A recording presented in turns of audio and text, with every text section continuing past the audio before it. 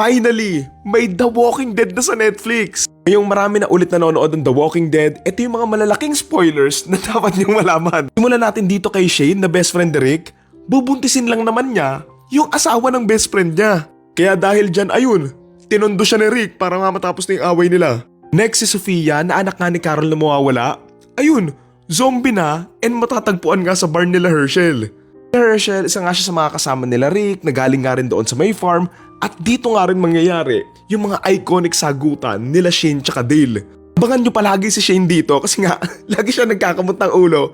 Tapos ayun, lagi siya nagsasabi ng "Let me tell you something." Next si Daryl na nakakabwisit noong una. Chill lang kayo kasi eventually magiging favorite character nyo din yan. Si Rick na sobrang mapahalaga pa sa buhay ng tao dati. Nakaw, kapag tumubo na yung balbas niya at hindi na nga siya naliligo, uubusin niya at itetegi niya na lahat ng makakalaban niya. Si Glenn naman yung nagligtas kay Rick na dating pizza delivery rider, ayun, mapapangasawa niya si Maggie tapos magkakaanak sila. Kaso ayun lang, dumating si Negan tapos ginawang pinyata yung ulo niya. Speaking of Negan, matagal-tagal pa tong lalabas pero iconic na kalaban din to. Tipong kahit sobrang sama ng mga ginawa niya, naging kakampi pa din naman nila siya. Nakakagulat pa dyan, magkakaroon siya ng sarili niyang series kasama yung asawa nung dinurog niya yung ulo. Oo, pinagsama sila. Tapos, may nag-ship pa sa kanilang dalawa. Like, what? Tsaka alam niyo ba si Carol, yung dating inaano lang nung asawa niya? Ayun, naging isa sa pinaka-astig na character sa The Walking Dead. The point na sa buong series, ilang beses ba naman yung niligtas yung buong grupo eh?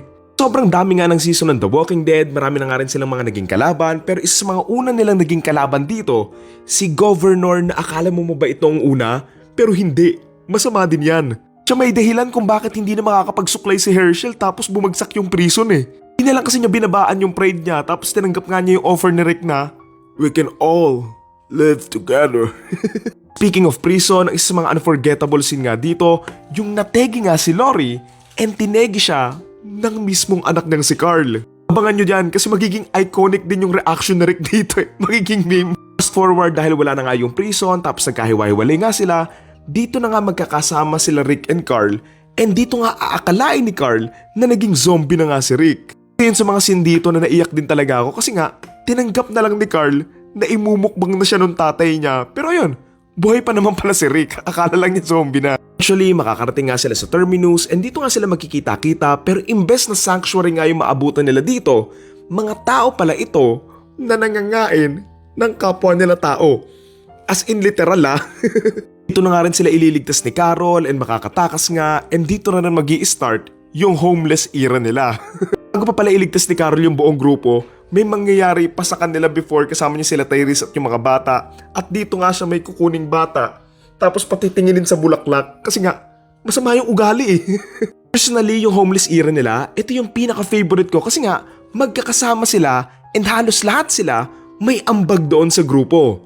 Pa silang Golden State Warriors nung kumpleto pa sila Curry, Thompson, sila Durant, sila Green, gano'n. Yung pinakadugyot nilang version kasi nga kung saan-saan nga lang sila napupunta.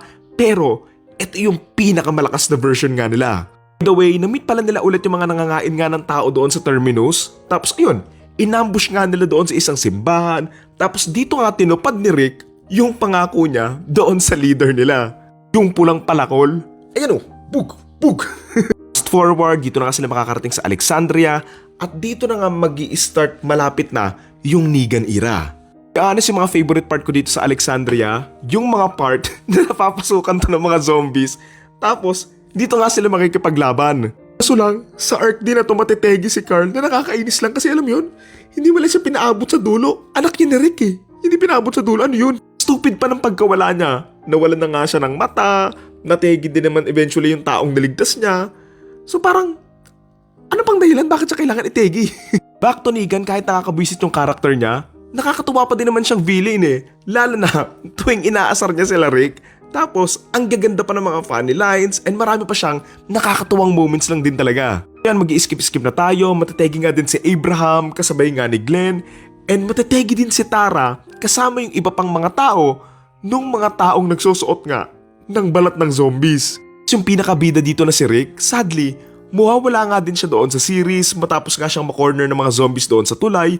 And ayun, nakuha siya ng basurera and dinala nga somewhere. To me, pero for me, Sana dito sa OG na The Walking Dead natapos yung story ni Rick eh. Kasi I know naggumawa sila ng bagong series with Rick and Michonne, pero sobrang underwhelming kasi nun eh. Ang malaking spoiler, oo, magkikita din ulit sina Rick and Michonne doon sa bago nilang series.